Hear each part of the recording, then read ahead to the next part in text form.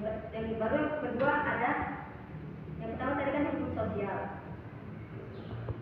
Hukum sosial. Terus yang kedua itu ada struktur sosial dan hukumnya.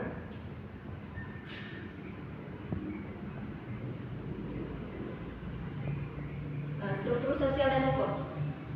Pada hakikatnya manusia itu dilihat dalam dua sudut pandang. Yang pertama dari sudut pandang struktur sosialnya, dan yang kedua dari dinamika masyarakat. Struktur sosialnya itu keseluruhan antara jalinan unsur-unsur pokok yang ada di antara unsur-unsur pokok sosial seperti lembaga sosial, kehidupan kelompok sosial, kaidah sosial, lapisan sosial. Sedangkan dinamika masyarakatnya itu tadi itu proses sosial atau perubahan sosial yang ada di masyarakat itu sendiri. Kemudian masuk yang sini yaitu tadi kan struktur sosial ada dia kaidah sosial dari keseluruhan jalinan pokok unsur sosial itu. Kaidah sosial. Nah, di kaidah sosial ini itu seluruh aturan atau norma-norma yang ada di lingkungan masyarakat itu yang harus ditaati di suatu lingkungan masyarakat tersebut.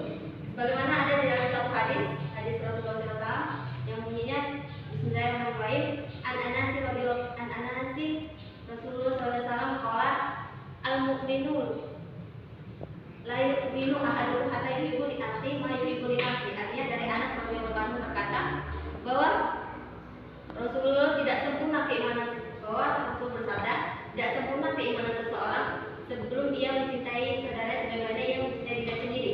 Hadis riwayat Bukhari, Muslim, Ahmad dan An-Nasai. Adapun pendapat ulama tafsir tentang hadis ini yaitu menurut Ibnu Rajab Al-Hambali yaitu di antara wajibnya keimanan seseorang yaitu dianya apabila dia mencintai saudaranya seperti dia mencintai dirinya sendiri.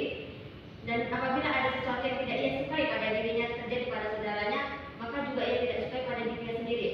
Jika hal ini lepas, maka berkuranglah keimanan itu tersebut. Terus yang kedua itu dia ada lembaga sosial. Nah, berbagai masalah kebutuhan masyarakat yang terus meningkat, maka dibentuklah suatu berbagai lembaga yang membantu masyarakat itu sendiri dalam menangani permasalahan-permasalahan yang ada di lingkungan masyarakat itu sendiri. Kemudian yang kedua ada dia, ketiga ada kelompok sosial. Kelompok sosial. Nah, di lingkungan masyarakat masih terbentuk dari beberapa kumpulan individu yang terbentuk menjadi suatu golongan-golongan atau kelompok-kelompok sosial. Namun dalam hal ini Islam menyikapi seperti dalam hadis Rasulullah Bismillahirrahmanirrahim, an Abi Musa radhiyallahu anhu qala al-mu'minu lil mu'minina kal bunyan yashuddu ba'duhu ba'dha. Artinya dari Abi Musa radhiyallahu anhu bersabda bahwa Rasulullah berkata orang mukmin yang satu dengan mukmin yang lain bagaikan satu bangunan yang saling mengokohkan. Hadis riwayat Bukhari.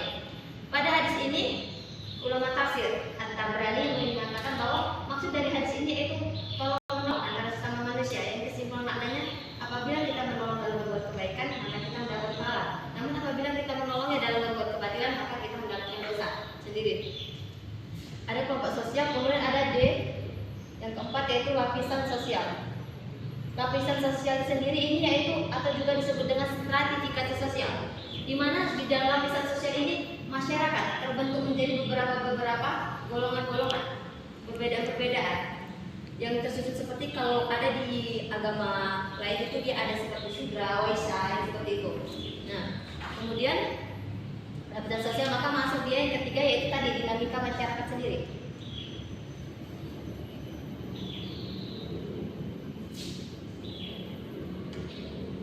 Seperti yang saya bilang tadi, dinamika masyarakat itu proses sosial atau perubahan sosial yang terjadi di lingkungan masyarakat itu sendiri. Karena seiring berkembangannya zaman, pasti terjadi banyak-banyak perubahan atau adat, budaya dan kultur yang masuk di satu daerah tersebut, sehingga terjadi berbagai perubahan-perubahan yang dimana itu dinamakan dinamika masyarakat. Pada dinamika masyarakat ini ada salah satu ayat dalam Quran Surah Al-Ahzab ayat 62 yang berbunyi 3.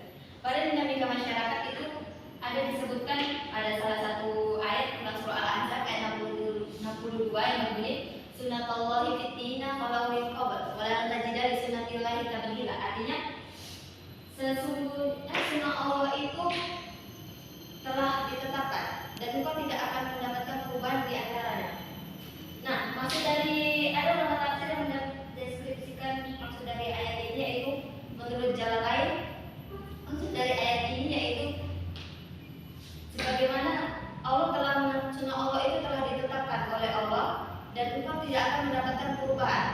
baik orang-orang sebelummu dan orang-orang baik dirimu maupun orang-orang yang sebelummu, yaitu orang-orang munafik yang memberikan rasa takut ke dalam hati para orang-orang mukmin.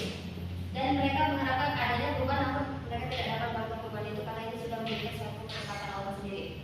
Kemudian semakin banyaknya perubahan yang ada di sini, namun banyak perubahan di sini Rasulullah ada salah satu juga Rasulullah hadis tentang ayat yang ada surah Al-Anfal ayat 53 yang berbunyi Bismillahirrahmanirrahim.